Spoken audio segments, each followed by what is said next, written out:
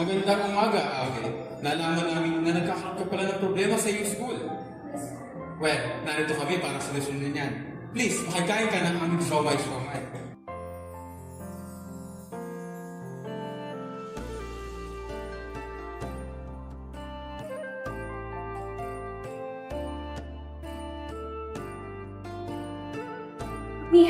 This is the beginning of Zhou dynasty.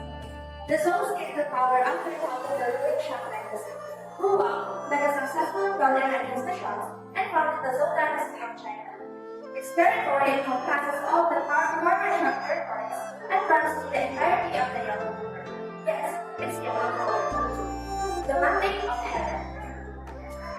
To justify the existence of their rule, the Zhous would invent the mandate of heaven. They believed that the ruling dynasty had wanted, as divided further by heaven. So long as the ruling dynasty brought security and prosperity in China and her people, they would gain the mandate of heaven.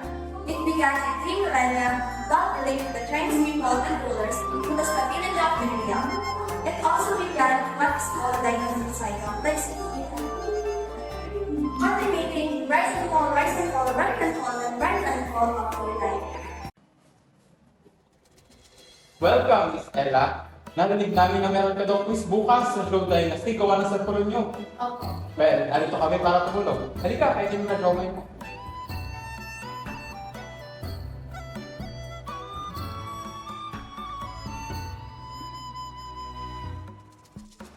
Feudalism. Under the Zhou dynasty, a system of feudalism is a class system where the king was at the top, followed by the lord, the soldier in the third class, and finally the peasant at the bottom. Essentially, the Zhou king would give out land to his vassal and powerful lords. These lords would be responsible for ruling the lands they were given. They would give peasants a part of their domain to part. The lord would hire a soldier in order to protect their lands. In exchange for protection, peasants would give their lands a big part of their produce and harvest. And the Zhou king would have some, and it made them richer than anyone else. Welcome, Miss Cuevas. Meron kaya ang reports sa mga Chinese philosophers bukas. Well, narito ang siomay-siomay upang tulungan ka sa report mo. Makikain na ng siomay.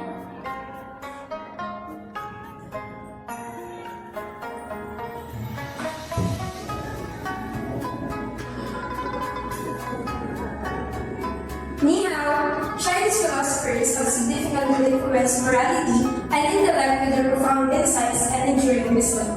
Confucius, a 5th century BC Chinese thinker, had an immeasurable impact on East Asian intellectual and social history, laying the groundwork for Confucianism, which emphasizes moral principles, societal harmony, and proper behavior.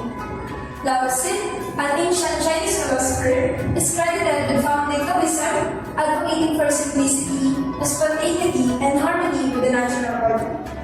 Mencius, a prominent figure in Confucianism, stressed the goodness of human nature and moral development. Han Fei, a key proponent of legalism, emphasized strict laws and centralized control to maintain social order. Para mapakita sa inyo, makagalingan ang aming produkto ng siomay-siomay, ako, si Siomay Japan, ay kakain ng aming produkto para makita ka.